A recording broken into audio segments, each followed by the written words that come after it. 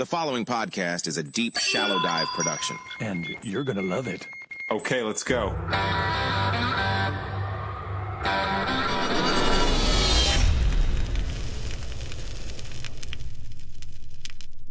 All right, so basically, as I was telling you before I hit record, there's 4 or 5 guys I go to when I need real information, and that is Scott Horton, Professor Jeffrey Sachs, Professor John Mearsheimer. Let's see, Tucker Carlson. I like to listen to him. Your buddy Daryl Cooper's fantastic, and then trying to think who else. Man, that's like the top of my list. Maybe a little Candace Owens scattered in as well. And that's actually how I discovered you. So, hey, listen, everybody, we got a real treat for me today and a real treat for everybody today.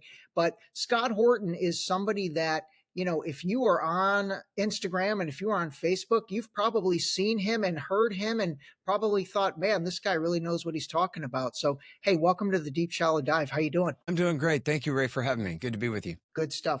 All right, listen, I want to start off with getting into I actually want to start off with talking about, you know, your new book, which is called Provoked. And then I know you and Daryl have launched a new podcast with the same name. So that's great branding.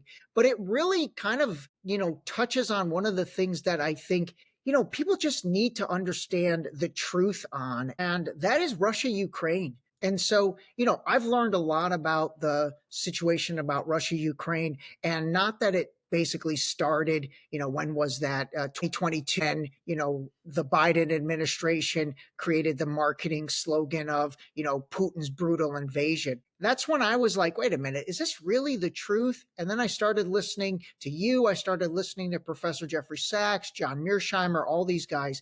And I realized, you know, the history of this thing, you know, goes back probably a long way. But what I'd love for you to do is, you know, maybe we start with the Cold War and the ending of the Cold War, because in my opinion, when the Cold War ended, the US and NATO, they needed another enemy. They needed another boogeyman, you know, a big bad wolf. And I feel like it went from the Cold War to the bearded war. And then that's when the war on terror started. So maybe we start off talking a little Provoked, talking a little Russia, Ukraine, and then move into kind of, you know, the Middle East stuff. Sure. And, you know, it's funny, like if I had been crazy enough, I could have made Provoked and then the book before that, Enough Already, which is my book on the Middle East and the terror wars. It could have been all one book. Yeah. If I had, you know, interlaced all the chapters in there and some kind of algorithm or whatever would have made sense, because it really is telling one story about the later days of the Cold War and the aftermath of the Cold War and how how Washington and the foreign policy establishment decided to handle the new era. And, you know, the sensible people were there, but they were just drowned out. So, you know, first of all, you have people like Ron Paul and Pat Buchanan and others who said, okay, the Cold War is over. It's time to come home and be non-interventionists now and, you know, worry about our own problems. And famously, even the neoconservatives, Jeane Kirkpatrick, who had been Reagan's second ambassador to the UN and who had come from the Trotskyite left with the rest of the neocons and wrote for Commentary and all those guys. She said in 1990, before the Soviet Union was even all the way gone, she said, you know, now that the Cold War is over, we can come home from Europe, come home from Asia and the Middle East and just be a normal country in a normal time. The entire kind of basis, the argument for building the American superpower, the global empire, was to contain the commie threat, to prevent the Reds from conquering the world. That was what they said. So now that the Soviet Union is falling apart and the Cold War with the communists is over, now we don't have to do this anymore. Except the problem is, of course, all the people who wanted to do this anymore, who didn't feel like they were being made to, but this is what they wanted to do, was, for one, sell big ticket weapons systems to the Pentagon, or maybe one wanted to buy big ticket weapon systems for the Pentagon, 2 wanted to sell them, 3 wanted to get reelected on campaign cash from connected businesses who get their money directly from the Treasury.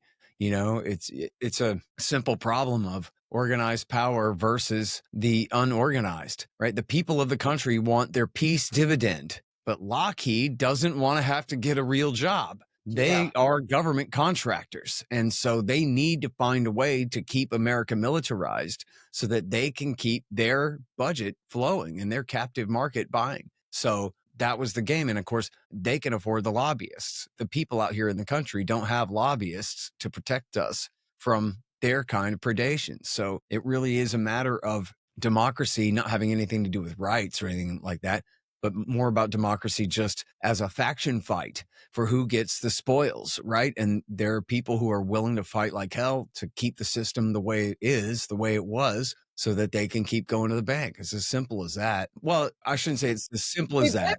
Start Part with of it is. Eisenhower. Did like the whole military industrial complex, Eisenhower comes, he gives his goodbye speech of warning us about the military industrial complex. In the councils of government, we must guard against the acquisition of unwarranted influence, whether sought or unsought, by the military industrial complex. The potential for the disastrous rise of misplaced power exists and will persist. We must never let the weight of this combination endanger our liberties or democratic processes. We should take nothing for granted. Only an alert and knowledgeable citizenry can compel the proper meshing of the huge industrial and military machinery of defense with our peaceful methods and goals, so that security and liberty may prosper together. And I feel like Kennedy, JFK kind of took that to heart and really maybe was starting down that path of trying to disband this military industrial complex.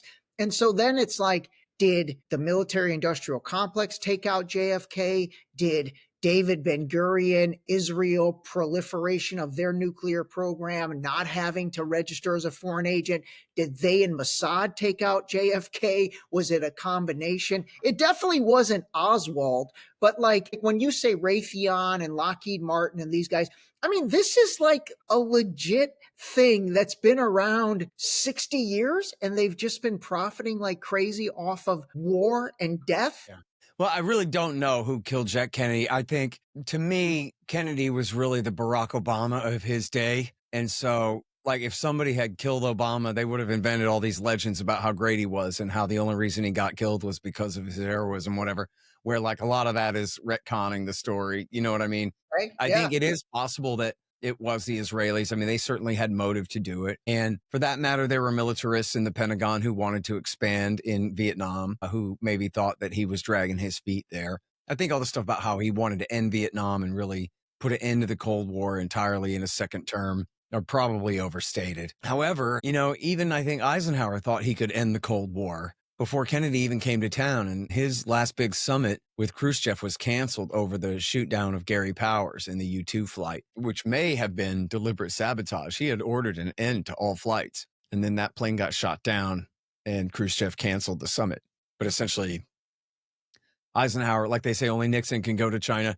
Eisenhower was in the position as five-star tough guy, Republican, two-term president, that he could have gone over there and made a deal with Khrushchev and said, okay, here are our spheres of influence and et cetera like that. Stalin's dead. Let's turn over a new leaf. Yeah. Instead, he did not do that. And then Kennedy and especially Johnson ran on a rapid military expansion. I mean, and Eisenhower had started the massive buildup of nuclear missiles, which Kennedy and Johnson continued. And it wasn't really till Nixon that they started putting a lid on that when we were at like 40,000 missiles. So, and that was especially Johnson, I guess, that did the worst of that buildup. Anyway, so this is the story, right? And I'm glad you mentioned Eisenhower. For people who aren't too familiar with this, and what the hell, there are people who were born not long ago to me who are adults now, right? Who might be very new at this. Ike Eisenhower was the supreme allied commander of NATO forces in Europe. He was a 5-star U.S. Army general. For the West's part, he was in charge of American, British, and then ultimately French forces and whatever allied forces fighting in Western Europe in World War II. And then came home and was the 2-term Republican president of the United States after Truman. And then, as you say, on his last day in office, he gave a speech called "Too Little, Too Late. Good luck, everybody. I don't know what the hell you're going to do, but I built this massive, monstrous military machine, and I can't wrestle it. I can't stop it. And I'm the baddest man on the continent. Good luck, you guys." And he had even said before, I really fear for any president who doesn't know the military like I do and can't control them like I do. And like, quite frankly, the position that he was in, it took every bit of what he had as political capital and strength to tell the army, no, I already gave you more divisions, but I'm not giving you even more than that. I'm giving missiles to the Air Force instead. Pipe down, right? But it took everything he had when they just wanted to endlessly militarize and conscript and build up their legions. And so, this was his new look policy was, no, we're just going to make nuclear missiles instead. That was his idea of getting control of the military industrial complex. The army wants an endless infantry. Instead, we're going to build missiles and bombers, this kind of thing. So, so that's the complex. He built it. And then he warned us that this is the situation he was leaving us in, and good luck to us. He hopes we can solve it. And then, of course, we never did. That's the whole point here is when the Cold War ended, the Soviet Union's military industrial complex helped break their entire system, and it all fell apart at the end of the 80s. The Americans kept their empire. They refused to come home. And then, there were great heroes like Chalmers Johnson who had believed in the Cold War the whole time and had been, a right-wing Cold Warrior professor at USC and a contract analyst with the CIA for many years, who believed in it the whole time until it was over and the empire didn't come home. And then he was like, wait a minute. And he went back and he looked and he could see all the times where we really had off-ramps where we could have ended the Cold War years earlier, even with the Soviet Union still existing, by Is he the one that neutralizing its threat. Did he write Blowback? Yes, and Okay. also Sorrows of Empire, and then Nemesis, The Last Days of the American Republic, which are just all three fantastic books. And Blowback he wrote before September 11th, warning about just exactly that kind of consequence from American policy. Got it. Yeah, Anyway, yeah. Go ahead. No, go ahead. Okay, well, I was just gonna say, because I'm taking the long way around trying to answer your question here, but essentially what it is this, man, that they took the opportunity to wage Iraq War I when they could have negotiated Saddam's exit from Kuwait.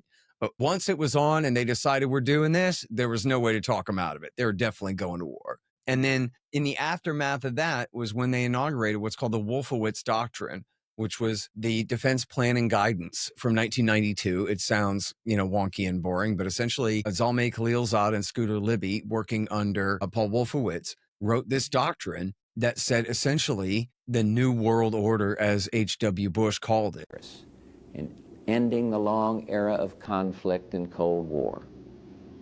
We have before us the opportunity to forge for ourselves and for future generations a new world order, a world where the rule of law, not the law of the jungle, governs the conduct of nations. When we are successful, and we will be, we have a real chance at this new world order, an order in which a credible United Nations can use its peacekeeping role to fulfill the promise and vision of the UN's founders. Would mean an era of unchallenged American supremacy. This is essentially, as Charles Krauthammer later put it, this is our unipolar moment. I guess he had earlier put it that way. This is our unipolar moment. The Soviet Union is out of the way. China is still broke. It's going to be another generation before they're rich and can do anything. All the European powers are weak and are our friends. Japan is our friend. So America dominates the world and there's nobody to stop us. And so, as Krauthammer put it again, we should seek nothing less than universal domination. Yeah. As Robert Kagan and Bill Kristol put it, they said, euphemistically, we're erecting a system of benevolent global hegemony. In other words, if anybody but us did it, it would be an evil empire. If the Germans did it, if the Russians did it, if the Chinese did it, if anyone else tried to build the influence we're building, it would be for their evil, greedy self-interest. But in our case, much like the British, all we're doing is we're trying to spread bicameral legislatures and independent judiciaries and democracy and freedom and capitalism to the world. And so it's all very selfless. And when the antiwar.com boys argue that none of this is in our national interest, we say, yes, that's right. This is all so selfless. And we're doing this just for the good of the world. We're creating the liberal, rules-based world order of peace and cooperation and global governance and all of these things, all these kind of buzzwords, which, really have a lot to do with just helping Washington rationalize their imperial project. That there really is, if this was an empire, we wouldn't be doing it, but it's not. So we can. And then they do empire things, and they take advantage the whole time. They know that they're getting kickbacks. They know that they're getting a job at Raytheon when they retire. They know that But then they just rationalize that part of it away. That's not why we're doing what we're doing, but hey, everybody's got to make a living, or what, you know what I mean? When that is a lot of why they're doing what they're doing. And it also is, as I mentioned there, about if it wasn't us, it would be someone else. You hear this all the time, and including from powerful people, that they really do believe that. And I would just submit to you that that's completely stupid. And I don't know, I just turned 49. So I remember at the end of the first Cold War, when all the talk on TV and in the halls of power in Washington and everything, among all the serious people on the Sunday morning news shows, are Germany and Japan going to rise again and take over the world now? No, right? Like, how have Germany and Japan behaved for the last 30 years, right? 35 years. They have no interest in recreating their empires in their regions or that. And not just because America's keeping them down, but just because those eras are over. That's just bad business. They have too much trade to do with everybody else, and they don't need a forceful empire, right? Japan's greater co-prosperity sphere enforced at gunpoint. They don't need one of those to have trade with their neighbors in Eastern Asia now. And the same thing for Germany. So it's not just that America's doing it instead. It's that everybody can just make a trade pact. The era of the 20th century totalitarians is over. Right. So, yep. And Was it really that group of guys? Like I always think George H. Bush, Papa Bush, I feel like he was the head of let's call it the head of the snake. Like, was Reagan a neocon? Was Reagan No. part of that project? Reagan was just a con. Okay. So H.W.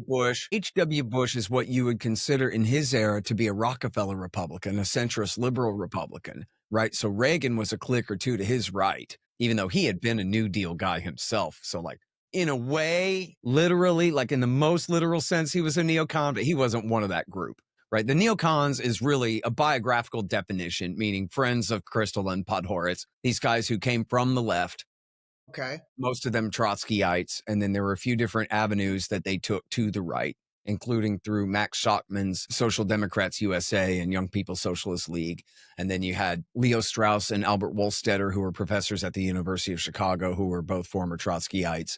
And then you had the whole staff of the National Review and Commentary Magazine, who had come from the left as well. And then they all started moving right in reaction to the new left kind of hippie movement, the anti-Vietnam War movement of the late 60s, who also sided against Israel in the 67 war, and also all the civil rights stuff and affirmative action and all that, where they thought that the Great Society was overreaching on the left on domestic stuff. So that was when they started moving to the right. But, Irving Kristol wrote a book called 2 Cheers for Capitalism, which I think that really tells you exactly where these guys are. In other words, they move from the Trotskyite left to one hair to the right of center. And people would sometimes mistakenly think of them as far right wingers. You'll hear neoconservatives call that just because they're such hardcore militarists. But that doesn't really make them actual hardcore nationalists, right? They're not that far to the right. They're actually, mildly against affirmative action and mildly against the civil rights overreach of the Great Society era, but not totally. They would not be as right wing as Ronald Reagan on domestic policy. And even he was not all he was cracked up to be when it comes to that stuff. But you would consider them like George W. Bush, compassionate, conservative, very pro Medicare expansion type Republicans, right? They're not. So they're ideologues and they're militarists, but their ideology is really just all about Israel and about American imperialism overall and the beneficence of American hegemony in the world. So that group, even back then, was really Israel centered. Yes. Bush, Cheney, Rumsfeld, Wolfowitz, Connie Rice, like even that whole group. Like, well, so go ahead. Now to be specific, right? So Bush, Cheney, Rumsfeld, Rice, Powell, those are not neoconservatives, right? So these guys are their own. I mean, W. Bush is just the son of his father, who was more conservative than his father. You consider him more of a conservative Republican than his father, more of like a Reaganite type, but just by a click, right? Like I would consider him to be Ted Kennedy only in the Republican Party, but like essentially he called himself a compassionate conservative. In other words, very pro-welfare state, not too far to the right, no child left behind, all that crap, right? Now, Cheney was sort of a conservative nationalist. He had been in the Congress and he was from out west and was connected to oil companies and this kind of thing. So he was, like kind of an American, just conservative nationalist type. Rumsfeld had been his mentor back in the Ford years, and Cheney, his inferior. And they had had a split when Rumsfeld ran for president in 88 and Cheney supported H.W. Bush instead of Rumsfeld. And so they had a divide and then came back together. But Rumsfeld, he was just like a wet finger in the wind. He had asked his friends, should I be a centrist or a conservative? Like, in other words, like, what's good for my political career was all his thing. You know what I mean? That was all he ever cared about. But you could just take him as a cookie cutter conservative Republican, not too conservative, not too ideological, and very connected to big business in many ways. The neocons, on the other hand, in the W. Bush administration, were people like Stephen Hadley and Robert Joseph, Zalmay Khalilzad, Scooter Libby, John Hanna. And then, in the Pentagon, you had Paul Wolfowitz, Gene Kirkpatrick, Kenneth Edelman, James Woolsey, who had been Bill Clinton's CIA director, was one. And then, of course, Paul Wolfowitz, Douglas Feith, Abram Shulsky, Michael Maloof, and Michael Rubin, and Michael Makovsky, and all of these guys who were brought in, Michael Ledeen, a lot of them named Michael, who were brought into the Pentagon. David Wormser, of course, was a very important one. He had penned the Clean Break Doctrine with Richard Pearl in the 1990s for Netanyahu. And so and now John Bolton is worth bringing up because he's often confused for a neoconservative. He's very close to them. And is easily mistaken for one, but he was never a leftist. He was just a lifelong kind of Barry Goldwater conservative Republican and then fit in very well with them, right? Ran around with them, just like Newt Gingrich ran around with them, the former House Speaker. He was like sort of like adjacent to their set. Yeah. That kind of thing. But this is a very specific group of guys. So many of those names you mentioned, man, those aren't even names that many people know. I think when people think neocons, they think Wolfowitz, Cheney, Rumsfeld, those guys. But it reminds me of like Henry Kissinger. Well, like Wolfowitz definitely counts. Okay, yeah, Wolfowitz counts. Yeah. Okay. Yeah. Kissinger, no. So okay. Kissinger, you could call him, he's a Jewish conservative American militarist, but he was never a commie. He doesn't come from that group. He favored, in the Nixon years, he was the guy who coined the détente policy that said, let's cool off relations with the Soviet Union and have peaceful coexistence. The neocons hated that. They are way ideological, and they worked with the conservative right to undermine détente. They had launched a thing in the 70s called Team B, which was their own kind of separate freelance CIA investigation of Soviet military technology, and which was hilarious. And said that, oh, you know what? They have this entire fleet of super silent secret submarines that are all over the world right now. And the more we can't find any, the more we know they're there, which was totally made up stuff, this kind of thing. They're overestimating Soviet military capability. Was Kissinger as evil as he's made out to be? Or I know he was incredibly smart, but he really was evil, huh? Well, sure. Yeah. The difference between Kissinger and the neoconservatives is just a matter of their particular opinions over the way America should approach particular issues. I think what's funny to me, going through the Iraq War 25 years ago when we had all these arguments then, which Kissinger did end up supporting both Iraq wars. So damn him for that. But the joke at the time was that the neoconservatives hated Kissinger. Kissinger and Brzezinski both. They're the Rockefeller guys. And Brzezinski was to the right of Kissinger, even on the Soviet Union a little bit. But they were basically, Henry Kissinger was Nelson Rockefeller's guy, and Zbigniew Brzezinski was David Rockefeller's guy, his younger brother, right? One the Republican, the other the Democrat. Brzezinski was the national security advisor for Jimmy Carter after Kissinger left with Ford, right? Are you kidding? So this is their policy. And what's their interest? Their interest is Amoco, right? Their interest is Saudi oil. And at that time, Iranian oil was what they cared about. And they are the kind of the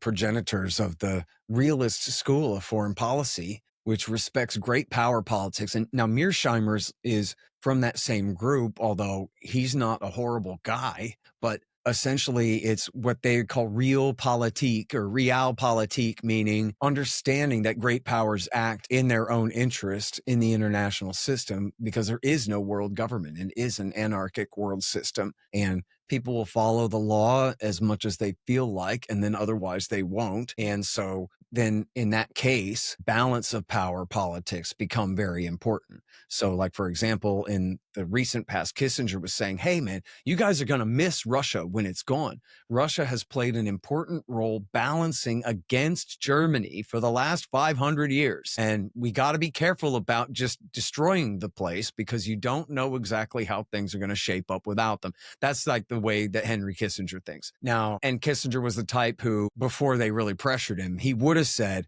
Saddam Hussein's better than probably whatever chaos is going to replace him. You know what I mean? We should probably leave him in power.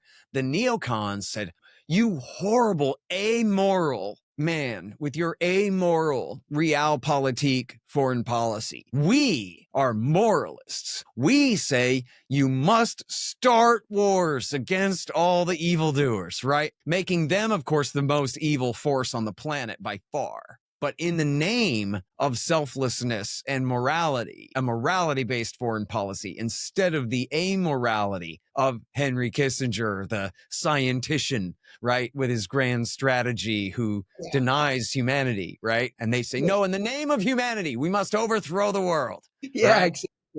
Give me your thoughts on, guys like Saddam, Gaddafi. I mean, one of the clips that, man, it's just gone crazy is that clip of General Wesley Clark when he was at, I think, the Pentagon in 2007, and he's like talking about the 7 countries in 5 years and all that.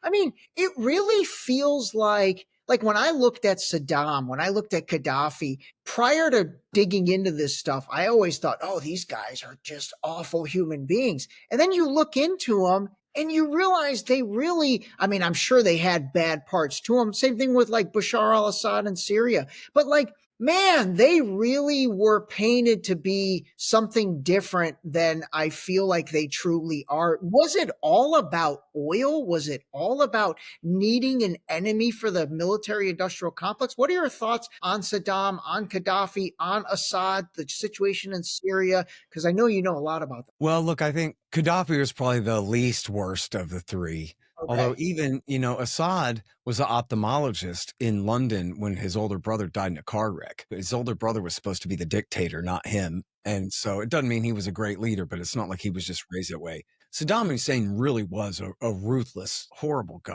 who raised his sons to be torturers and future dictators and taken power in a bloody coup d'etat at the time, back in 79.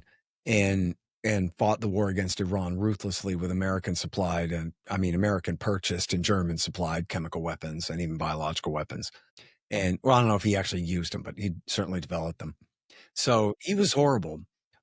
At the same time, though, like implied in your question, was he a threat to his neighbors? Was he an aggressive, threat? And the thing is, they would cite his invasion of Iran and Kuwait, but America gave him the green light to invade Iran, and they gave him like a flashing yellow light to invade Kuwait. He came to America and asked permission in both cases. So, and in the case of Kuwait, it was really a divided response. I don't think they trapped him into it deliberately, but in effect they did. They told the Kuwaitis to be intransigent, and then they told Saddam, you don't have to take that from them. And then they told him, wait, don't. But then it was kind of too late. So they had given him, basically flashing the yellow light. Hey, we're not interested in your border dispute with Kuwait. And even after he originally invaded, they were going to let him get away with it, just draw the line at Saudi Arabia. So they built up this threat in order to launch the war. They said he's Hitler. He's going to consolidate control over the oil supplies of the Middle East. Next thing you know, he'll be marching on Paris, right? So which was just completely crazy. But then once you call the guy Hitler, well, now you can't compromise with him because he's Hitler. And so would you compromise with Hitler? Remember what Neville Chamberlain and his failure at Munich and blah, blah, blah.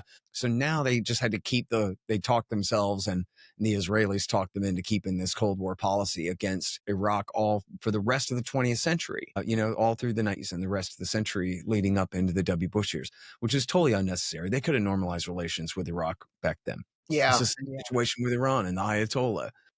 Would you want to be sexy, liberal young woman from Tehran in Iran right now? No, but you're not one. And so do you care? No, right? Like, is the Ayatollah really a threat to the United States in any way? Of course not. They're rivals for power in the region, but why is America power in the region in the first place? We don't need to be there at all. As even bin Laden himself had joked that, what am I going to do with this oil? Drink it? It has to be for sale anyway, right? Even if the head terrorist was in charge of it all, it's still got to be for sale. We really don't have to be there.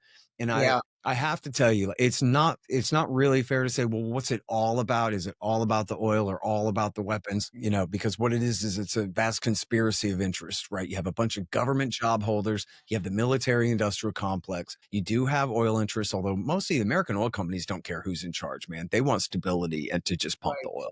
Right. Um, Right. and then you have the Israelis, and the Israelis have their own agenda, and Yeah. it includes, compiling and exercising a vast amount of influence in the United States. You asked about the neoconservative movement and have they always been so much about Israel? And the answer is yeah.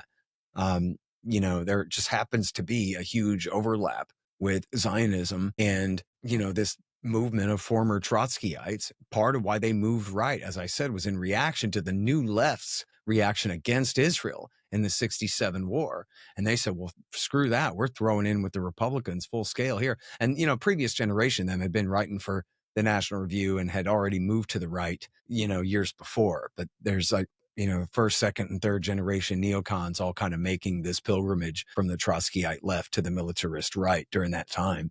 And this is a big part of it. And so now, Andrew Coburn is this great journalist, his brother Patrick Coburn as well. And Andrew talks about how in 1970s, what happened essentially was, this is kind of unheard of these days, but it did exist still then. There were like no Jews allowed at certain country clubs and in certain business, areas and whatever. And it was maybe sort of the last gasp of that during that era.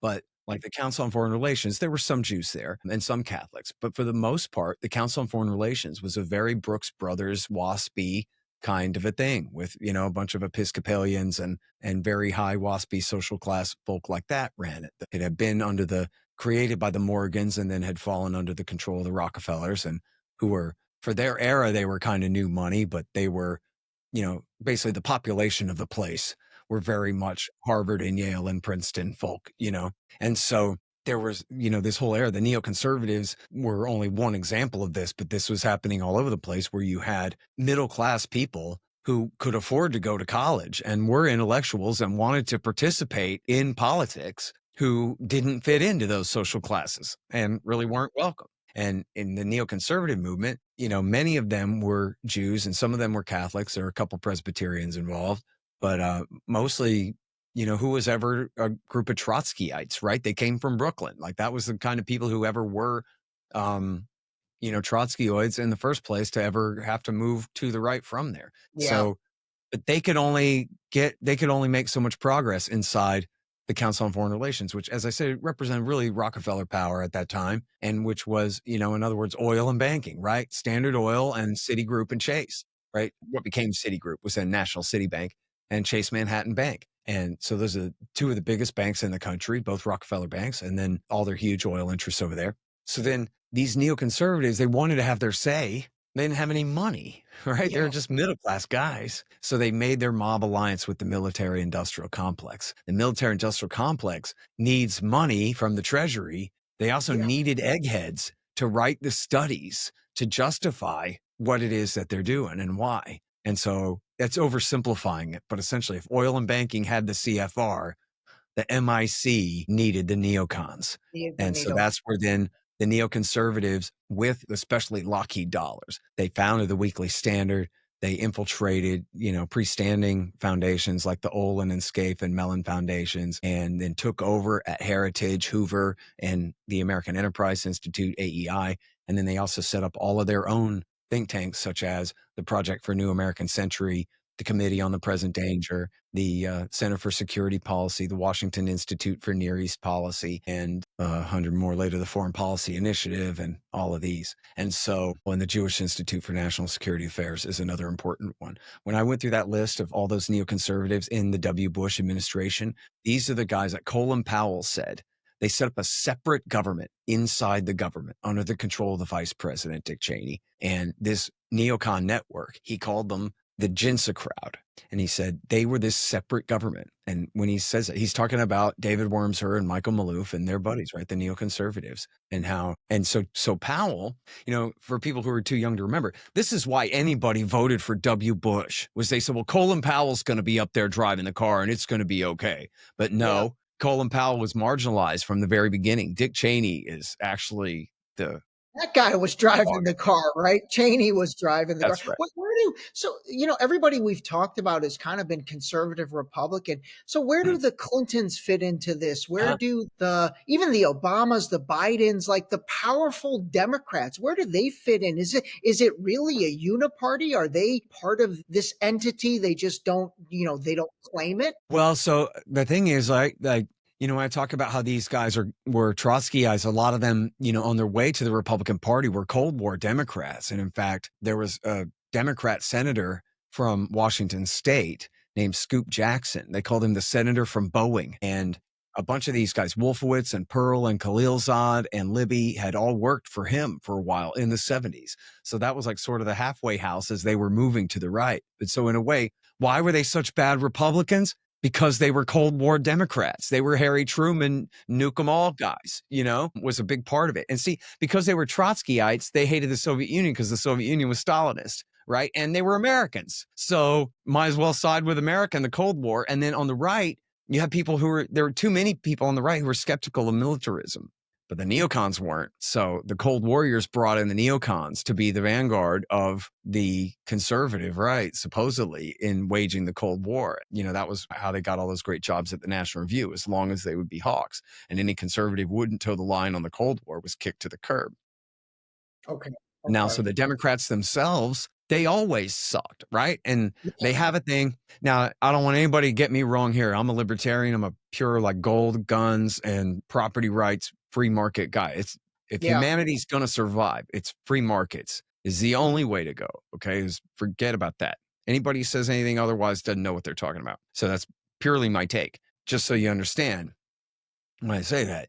Leftists have really idiotic agriculture policies and lots of other things that they think, but they can be hardcore anti-war. And a lot of times that'll be because they see through the militarist project because of what leftists they are, and maybe to a fault, but with a great degree of accuracy. They see the machinations of the military-industrial complex. They see just what we've been talking about this whole time, this rent-seeking cronyism. Keep America at war so we can keep selling weapons, right? Where the cart is before the horse. And this is not how we're supposed to do it. And, the old saying from Malcolm X that if you stand for nothing, you'll fall for anything.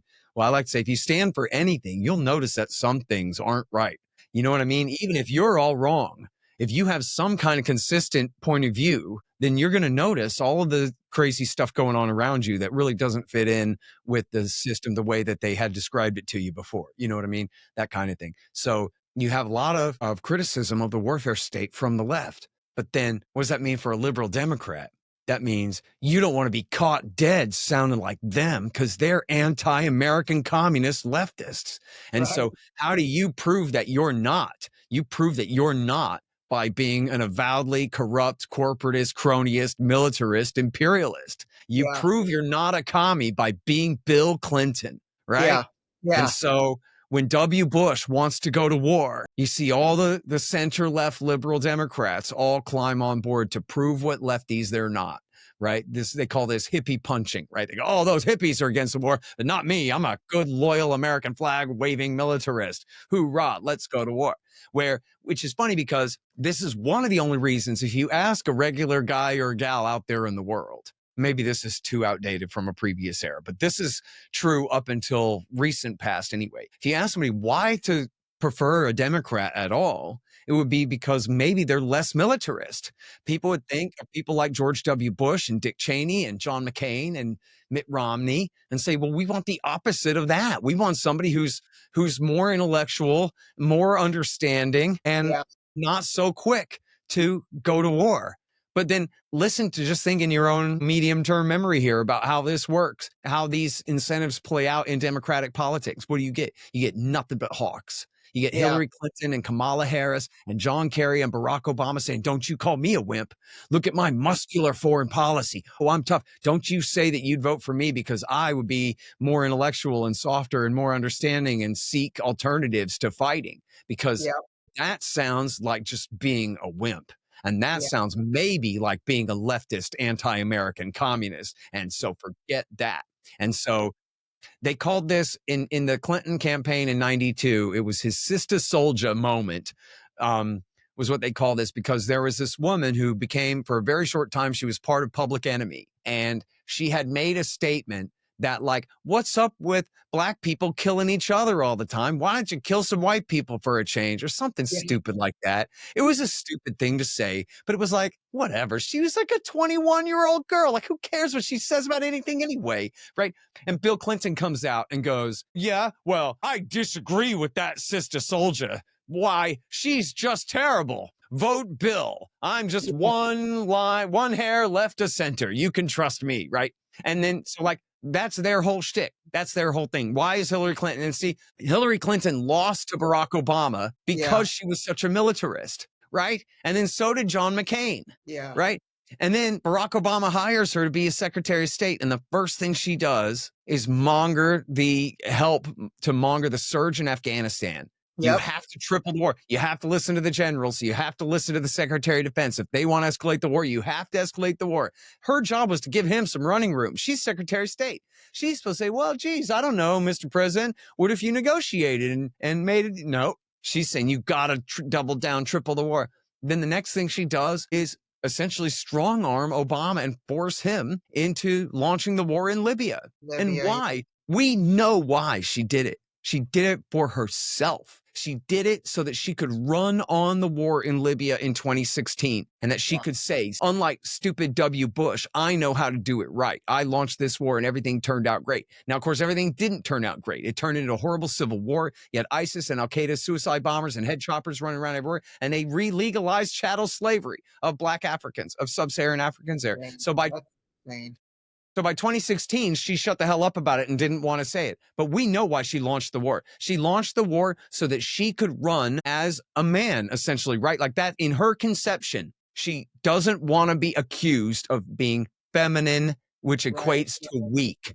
And because Americans won't tolerate a weak leader. So she's going to be a woman. She's got to be the toughest woman on the block. Look at my muscular foreign policy, she would say. And even when she campaigned in 16, she ran around with Robert Kagan, just the way that Kamala Harris was running around with Elizabeth Cheney. Right? And saying, look at me. I'm muscular. I'm tough. I'm a militarist. When what that does, of course, is it doesn't inspire right-wing tough guys to cross the line and vote for Democratic women just because they're bloodthirsty. Like, that's not for Hillary Clinton. Republicans are going to vote for Hillary Clinton just because she promises to let blood. No. And then, but meanwhile, it convinces leftists to stay home. People who are progressives and socialists and others who might vote Democrat, they see these people running around with the Cheneys and the Kagans, and they say, forget it, and they don't show up, and they lose. But no matter how much, they lose 3-4 times in a row on this, right? And then they still do it. Watch, the next Democratic candidate is going to, whether man or woman, is going to be running on tough guy militarism, not like those sellout isolationists on the right. You know? I love Ron Paul, and you mentioned him before. Like, how has this guy never gotten elected president? Like, is it just there's not enough power behind him, or there's too much power against him? The real question is, how was he allowed to stay in the Congress all those years?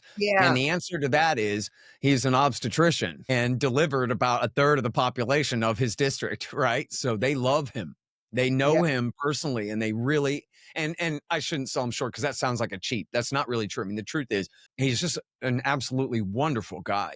And the part about him being an obstetrician, it goes not just to him knowing his people, but it goes to him not being a lawyer. He's a doctor, and he's just a decent guy. He exudes sincerity and not hypocrisy, right? He's married to his high school sweetheart since they were 16. No scandals, right? Like, he's just a very decent, humble guy. And so people look at him and they go, wait a minute, this is too good to be true. And then they look into it and it's not too good to be true. His voting record proves that he meant what he said the whole time.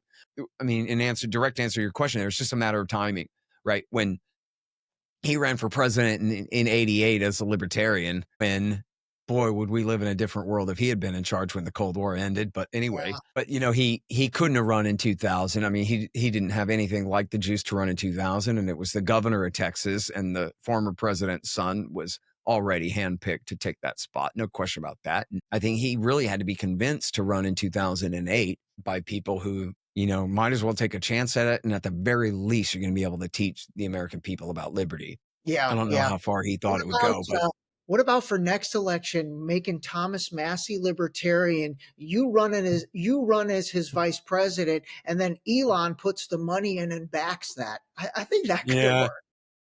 I Well, mean, I'm not the who do you guy. like right now? Who do you like? Like who? And I Yeah. want to talk about Trump, and I want to talk a little bit about Israel because man, it's just a mess. But like, who do you like right now? Who's Well, I doing? certainly like Massey. I don't know if he's going to run for president or not. I mean, I'd like to see him be Speaker of the House, quite frankly. He'd have the power of the purse then. It would be That'd be an great. extremely effective House Speaker if he could ever get that. It would take a real demand on the part of the population of Republican voters in the country to Yeah, make it that way. The leadership has absolutely zero interest whatsoever in right. rewarding him for his behavior, you know. Yeah, As far as the LP, I mean, first of all, I'm not that guy. I'll tell any candidate what they ought to be saying, but the LP ain't the vehicle. It's, you know, if for actually running people for president to win, the Republican Party is the way to do it. And so there has to be this crack up of like, we have a population of people who lean much more toward Ron Paul and or Tucker Carlson, who are yeah, the voters of the Republican Party, but you have a Republican Party that's still run by George W. Bush types and, you right. know, at the top level. And so, and I mean, specifically in the House and the Senate, right? And the party itself. Those guys are not grassroots MAGA folk. Those are GOP. They're all Mitch McConnell up there, you know?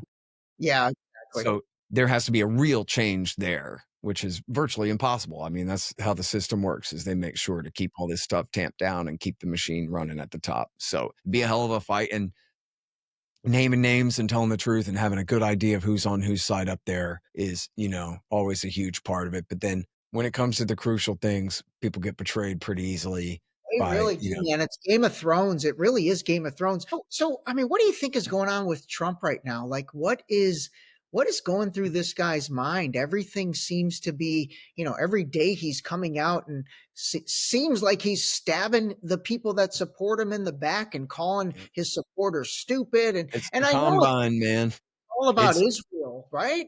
Yeah, it's a huge part of it, man, is Zionism. It's always been his major, you know, Achilles heel in his whole program. In the first campaign, the Israelis were really the only power faction that supported him. Right. He had some members of the Army and Marine Corps stand behind him, but even the Air Force and Navy wouldn't.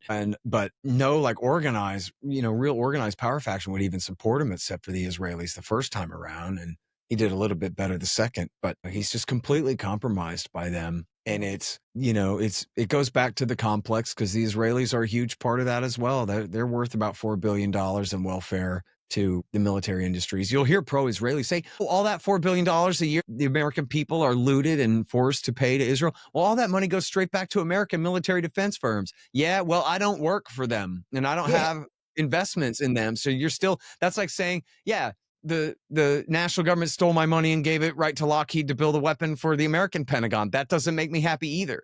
You know what I exactly. mean?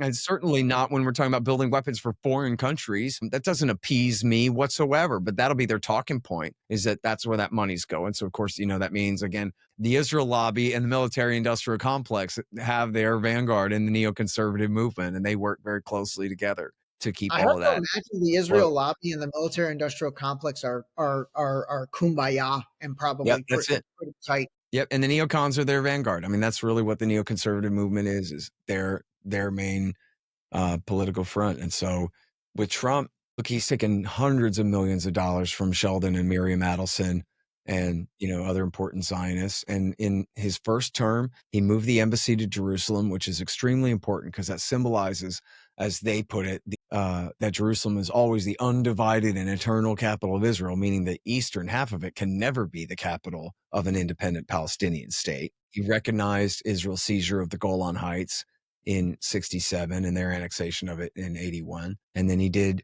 these so-called Abraham Accord peace deals, which is just bribing dictators in the region to normalize relations with Israel with American tax money Right. and and all the expense of the Palestinians, who they had always held out that when the Palestinians either get a two-state solution and independence or they get citizenship within a one-state situation, then we won't normalize relations with Israel. But then Jared Kushner just said, oh yeah, well, what's your price?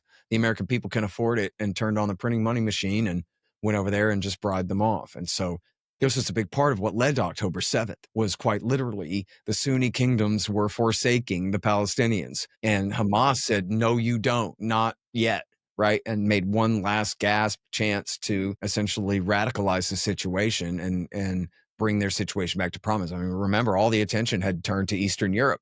And, Yeah. there was, I don't know if you know this, but it's pretty funny that Jake Sullivan, who's Joe Biden's national security advisor, had just written in Foreign Affairs an article about the calm Middle East where we solved everything. And it was, the paper version was published before October 7th, like on October the 6th or something, right? And then they rewrote and edited the hell out of the online version where he had declared victory on all of these issues that were. I remember Jeffrey Sachs talked about that. Man, it's just like, what's Israel's game? Like, is this Greater Israel Project? Are they really wanting to expand their borders so significantly into all this? Is that what it's all about? And then the other question is, I mean, what are your thoughts on Netanyahu? Is this guy a player in the game, or is he just the spokesperson messenger because he's such a good politician and been around for so long? Where does he fit into the chessboard? Yeah, well, he's extremely important. He's the most powerful prime minister in Israeli history and longest serving prime minister in Israeli history. Yeah, no, he's not a sock puppet or a front for power behind the throne. He's the boss of the Israeli state for sure. And he is a harebrained schemer, right? I think he is ultimately extremely bad for Israel. And, what he's decided to do essentially is bite off more than they can chew and make them more enemies than they can handle and undermine the support that they need, especially in the United States, to be able to continue on. If they were smart at all, they would listen to their founding prime minister, David Ben-Gurion, after 67 said, we got to give up the West Bank and Gaza Strip. We can't take this territory because it comes with all these people and we don't want them. And what are we going to do with them? And it's going to ruin us if we have to enforce a military totalitarianism over these people for, unending decades, indefinite decades into the future. Forget it. And they ignored him and they decided to colonize all this land and keep all these people and hold them under this bondage for, of course, longer than the Soviet Union occupied Eastern Europe, right? For decades. And since 1967, since 9 years before I was born. And like I said, I just turned 49. So these people, essentially, they live under not even martial law, but a foreign government's military occupation law, which is no law at all, right? Abduction and administrative detention without trial. Like in Gaza and the West Bank, is the West, I always thought the West Bank was a little bit better, but with all of the settlements and the lockdowns that seem to be happening there, it seems like the West Bank is no better than Gaza. Maybe it's not technically an open air prison, but it seems like it almost is. Yeah, and look, I mean, the important point there is they don't even want the Gaza Strip. They want the West Bank. That's Judea and Samaria, right? Yeah. They're, Samaria. I always say it wrong. Samaria is different. That's the crown jewel. And that's right. Really, maybe the Gaza stuff is just warm up. The press. It's a warm up, and in the meantime, they're expanding settlement by settlement by settlement. All right, don't get me wrong. I mean, they do want Gaza, but they're absolutely determined to take the West Bank. And in answer to your previous question about expanding their borders, yes, they've taken all the land up to the Litani River in southern Lebanon. Yeah.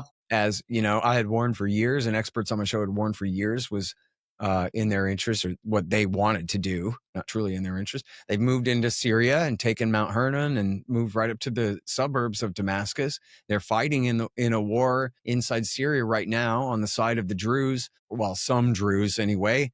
Yeah. Fighting against Bedouins who are backed by the bin Ladenite government that they helped overthrow the country there back in December, which was, to spite the Shiites, they put bin Ladenites in there instead. And like, didn't Al-Jilani just meet with Netanyahu and they're shaking hands and with Trump? Yeah. And I'm not sure if he met with Netanyahu or not, actually. Trump. I was thinking Trump. You're right. Yeah. You're right. It was. And Trump said, this guy has a strong past. What does that mean? It means he fought Americans in Iraq War II. Right. In Mosul and Ramadi by his own confession. Yeah. And was leader of Al-Qaeda in Syria before ISIS split off from al-Nusra. And, al-Nusra and Jolani, they never denounced al-Qaeda. They just said, listen, for public relations reasons, we have to distance ourselves from them. But we thank them for understanding. And the al-Qaeda guys were like, yes, go with God. You have our blessing. We know you need to change your name. Because the game had changed. Yeah. America was backing them. So what the hell? We're going to go ahead and accept the empire's help for now. You know what I mean?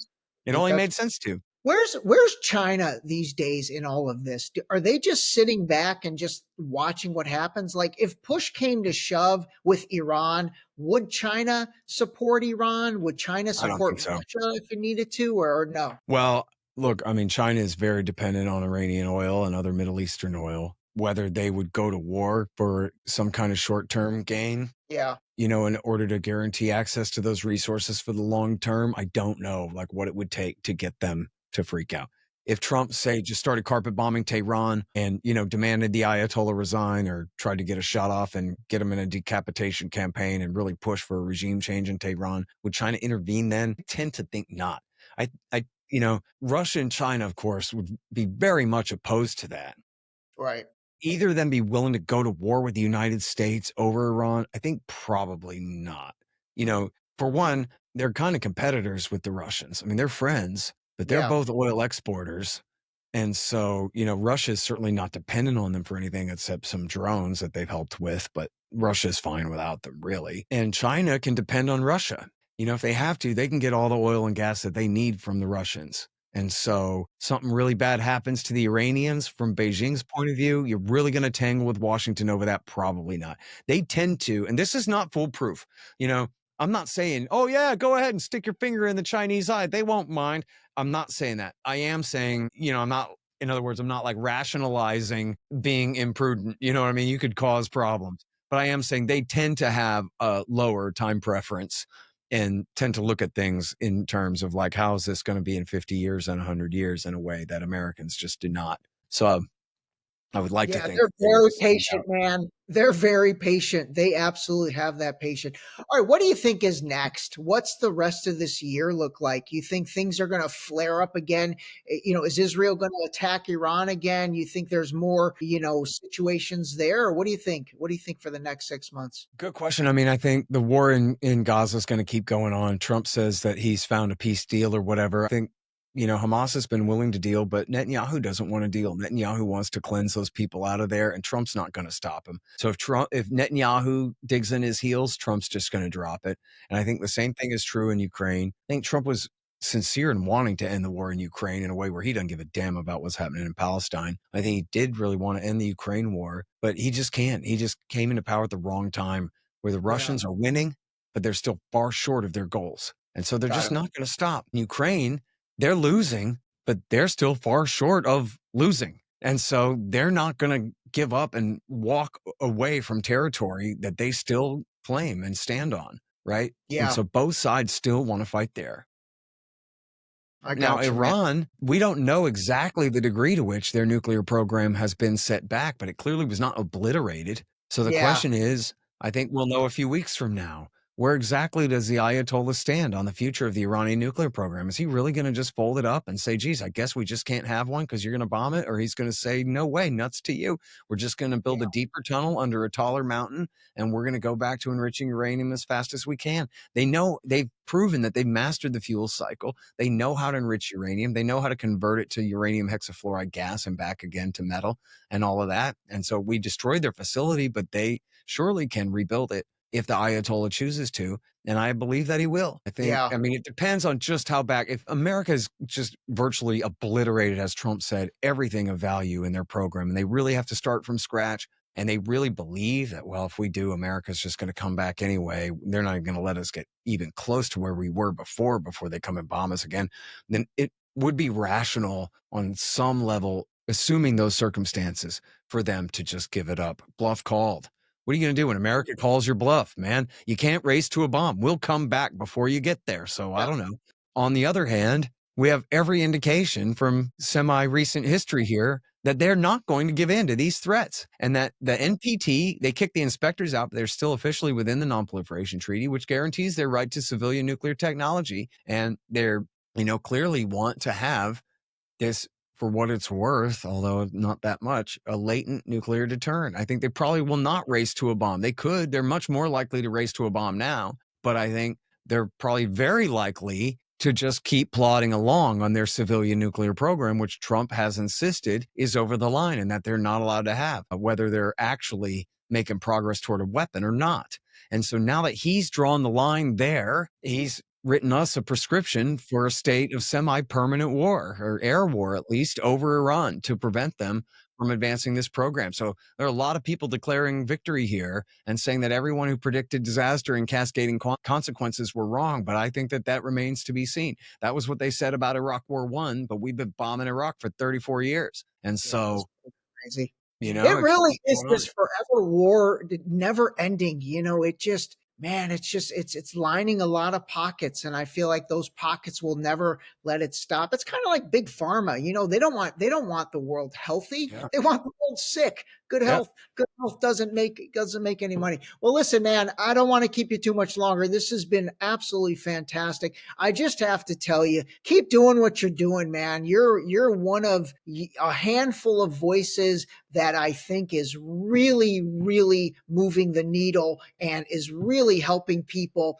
honestly see the truth. I loved your episode on Tucker Carlson. I thought that was absolutely great. I've clipped up a bunch of those clips and put it on the Deep Shallow Dive socials and all of that stuff. But we just need to, I will say, I do think people are more awake now than they've ever been in this country. We were never political. The United States was never really cared. But from COVID to Russia, Ukraine to Gaza, I mean, I think the Israelis opened up Pandora's box with the way they've genocided Gaza, and it's not closing. And now people are going back to be like, hey, you know what? Let's take a look at 9/11. Let's really understand the dancing Israelis and, you know, Larry Silverstein. Why did he have double insurance on those buildings? What was that all about? Look, you're right that everybody should be willing to question all of this stuff. And especially if you've been going along all this time, and it all seemed right to you up until you realized it wasn't, then yeah, stop and take a look. And, you know, at antiwar.com, we've been good on this stuff since 1995. We got everything that you need there from the whole time through. And so, you know, you can see behind me here, my books, Enough Already and Provoked, Enough Already on the Middle East and Provoked on the Russia stuff. The reason I know all this stuff is just because Provoked is new. Yeah, Provoked came out last November. Enough Already came out at the very beginning of 2021. And so they all are basically histories of the lead up to these conflicts and all the way through these conflicts. And so the only reason, you know, I'm not that smart or whatever. I've just been doing this job for a very long time in a row. And so the reason that I can fill you in on all the stuff you missed is because I didn't miss it. I've been at this since the turn of the century here. So, and before. So if you want to catch up, that's a couple of good places to start right there. Yeah, well, you do a great job of communicating everything that we've all missed. So I really appreciate it. I'll put all the links for the books. Congrats on the new podcast with Daryl. I've listened to the first 3 episodes. I'm looking forward to listening to the rest of those. And I know that's doing well already. By the way, anyway, #1 new podcast on Apple. That's insane. Is it really? Yeah. Isn't that great? You shoved Tucker and Joe Rogan out of the way. You're like, hey, listen. Well, no. #1 new podcast. Well, new podcast. Got it. Yeah. Well, that's amazing. Yeah. Oh, I've really enjoyed the first 3 episodes. All right, listen, man, I might have to have you back another time if you're up for it. I really enjoyed it. All right. Listen, everybody. Hope you got as much out of this as I did. Scott Horton, he's got a new book, Provoked. He's got a new podcast, Provoked. I'll put everything in the show notes. And from now on, I'm sure you will recognize him on social because he's all over the place. Check out his recent interview with Tucker Carlson. That was absolutely fantastic. And we'll look forward to having Scott on again. All right, hold on the line a second. All right, everybody, call a spade a spade. This episode was brought to you by Zippix Nicotine Toothpicks. Zip more, smoke less. Totally satisfying, discreet, and delicious. Zippix nicotine-infused toothpicks are available in 6 great flavors, each containing at least 2 milligrams of nicotine to curb those cravings. Zippix is FDA registered and proudly made in the USA. Use discount code DSD for 10% off your order at zippixtoothpicks.com. Zip more, smoke less, save 10%.